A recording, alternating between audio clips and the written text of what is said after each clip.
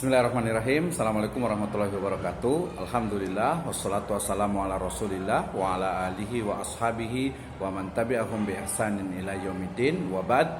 Salah satu dari permasalahan yang dihadapi khususnya umat Islam yang ada di Indonesia adalah ya berbagai warna, corak, aliran, golongan Islam atau umat Islam yang ada sekarang ini ya. Begitu banyaknya golongan, kelompok, organisasi, kemudian juga komunitas-komunitas yang masing-masing memiliki karakternya sendiri-sendiri.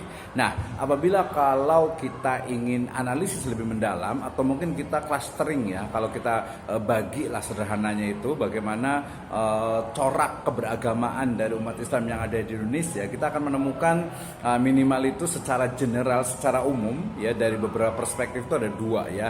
Yang pertama adalah mereka keberagamaannya atau keislamannya atau organisasi-organisasi keagamaan Islam yang mereka itu adalah bisa jadi ya memiliki pengaruh atau dipengaruhi oleh apa yang disebut dengan kita sebut bisa ideologi, aliran atau paham dari transnasional ya. Maksudnya adalah apa? Adalah pemikiran, gagasan, ide, ideologi yang berasal dari luar Indonesia, misalnya ya Middle East, Timur Tengah, Mesir, Sudan, Afghanistan, Pakistan, kemudian juga Saudi Arabia, Jordan, Yaman dan lain sebagainya ya.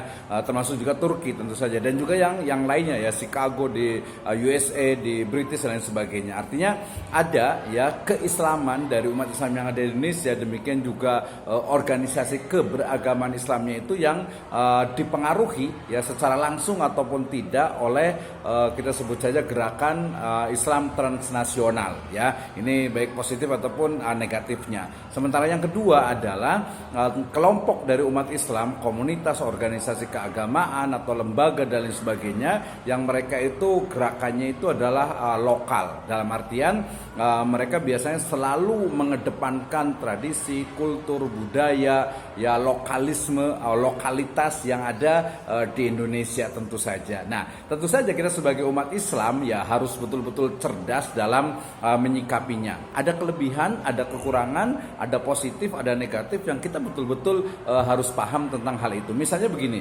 misalnya tadi kita sebut ya, ini bukan saya nyebut tapi beberapa istilah yang umum di masyarakat yaitu transnasional ya. Transnasional adalah kita sebut saja gerakan keislaman ya yang mereka itu muncul dari luar Islam. Kita sebut misalnya dulu ya ada di Indonesia ini Hizbut Tahrir ya, dengan pemikiran-pemikiran dari Taqiyuddin An-Nabhani ya dari Turki sana ya. Kemudian yang berikutnya juga ada Wahabisme atau Wahabi yang orang kenal itu saat ini ya, menjadi momok di masyarakat misalnya gitu ya. Walaupun pahami dulu bahwa Wahabi atau Wahabism ya itu adalah paham atau pemikiran dari Muhammad bin Abdul Wahab yang ada di Saudi Arabia. Demikian juga nanti ada Islam misalnya Jamaah Tabligh yang merupakan komunitas dari yang ada di India, Pakistan dan Bangladesh ya. Kemudian juga pemikiran-pemikiran yang lainnya. Secara umum ada itulah ya, mewakili dari begitu banyak yang lainnya. Sebelumnya tentu saja kita mengenal ada Ikhwanul Muslimin ya, dengan pemikiran-pemikiran modernismenya. Artinya bahwa kalau kita melihat sekarang, oh ternyata kesannya atau mungkin coraknya itu adalah transnasional ya. Ya ini tentu saja adalah pilihan. Kita tentu saja tidak kemudian langsung menyalahkan yang transnasional ataupun juga menyalahkan yang lokal, tidak seperti itu. Karena menurut saya sendiri ya itu tentu saja ada kelebihan dan ada kekurangan. Yang pasti adalah harusnya memahami dulu. Demikian juga tadi yang kedua yaitu kita sebut saja bukan Islam lokal ya, tapi Islam atau keislaman ya, atau Islam dengan corak lokal, di mana mungkin mereka dikuatkan dengan kultur budaya dari wilayah yang ada di Indonesia masing-masing. Misalnya ada Islam Kejawen misalnya, kemudian juga ada yang mungkin Wiwitan di Sunda misalnya ya, kemudian juga paham-paham atau kultur-kultur budaya ataupun agama lama yang ada di Indonesia. Ini juga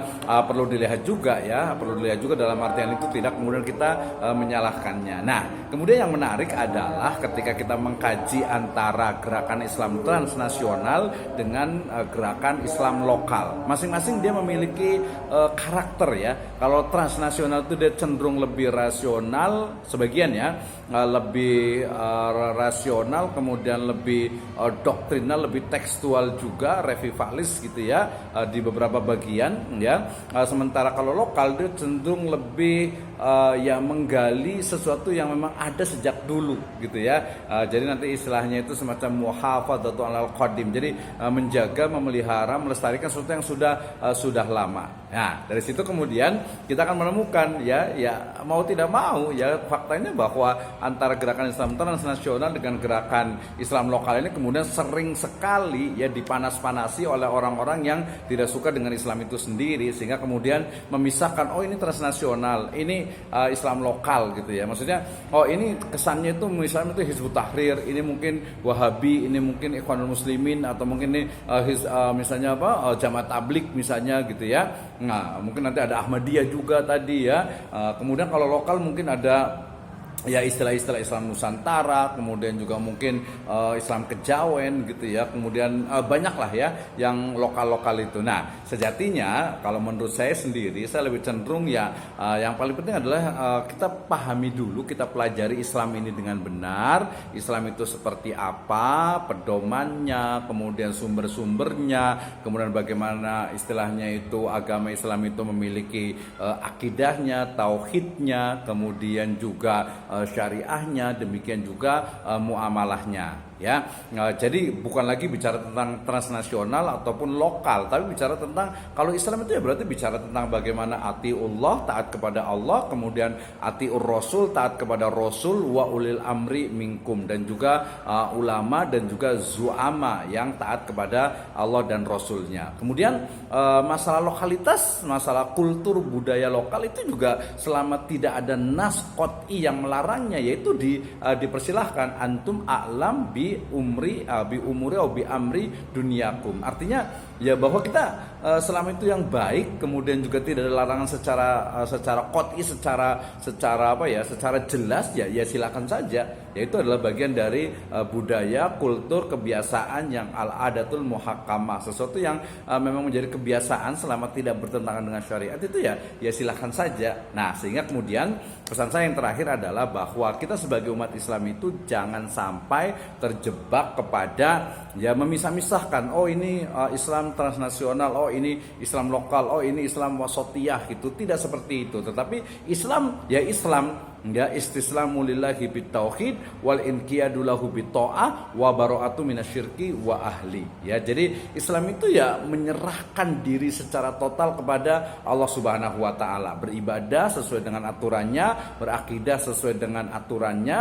ya kemudian juga bermuamalah sesuai dengan apa yang telah ditetapkan oleh Allah Subhanahu wa taala dan juga rasulnya, baik itu di dalam Al-Qur'an ya, kemudian juga dalam hadis, kemudian juga metode ijtihad mulai dari qiyas, ijma, kemudian juga istihsan, kemudian istishab, kemudian maslahah, kemudian syar'u man qablana, kemudian qaulus sahabi, kemudian juga saddu dzari'ah, dan seperangkat metode ijtihad yang kemudian itu dirumuskan oleh para ulama yang menjadi pedoman kita di dalam beragama. Sehingga ya mari kita berislam sesuai dengan sesuai dengan apa yang telah Allah Subhanahu wa taala dan rasulnya perintahkan di dalam syariat Islam itu sendiri, baik itu yang ada dalam Al-Quran ataupun hadis dan juga metode ijtihad para ulama. Yang paling penting adalah jangan cepat kita menyalahkan orang lain, jangan juga merasa diri kita itu paling benar, tetapi belajar dan terus belajar. Demikian, wallahu a'lam bishawab. Assalamualaikum warahmatullahi wabarakatuh.